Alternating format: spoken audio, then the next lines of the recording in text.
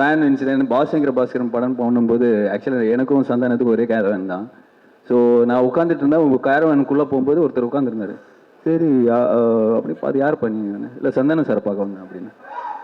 Okay Babu sir இப்போ வந்துடுவார், உட்காருங்க. சந்தானம் சார் உள்ள யார் பண்ணி சார்? நான் உங்கள் ஃபேன் சார் அப்படின்னாரு. ஃபேன் நான் வந்து சந்தானம் தான் பார்க்குறேன். என்ன ஃபேன் உள்ள உட்கார வச்சிருக்கேன், யாருமே இல்லை அந்த டைமில். அப்புறம் அதுவும் இல்லை, அதுக்கப்புறம் சந்தானம் சார் பார்த்துட்டு சந்தானம் ஒரு காமெடி ஒன்று பண்ணுங்க அப்படின்னாரு. சந்தானம் வந்து டேய் படத்துல தான் காமெடி பண்ண முடியும், நீ நான் சொல்லும் போதெல்லாம் நான் உன்னால காமெடி பண்ண முடியாது போடான்னு சொல்லிட்டு. ஸோ அந்த அளவுக்கு ஒரு ஒரு ஒரு ஃப்ரீடமும் சரி, அந்த அளவுக்கு ஒரு அஃபெக்ஷன் அவர் கொடுத்துருந்தாரு. அதுதான் நான் சொல்ல வந்தேன்.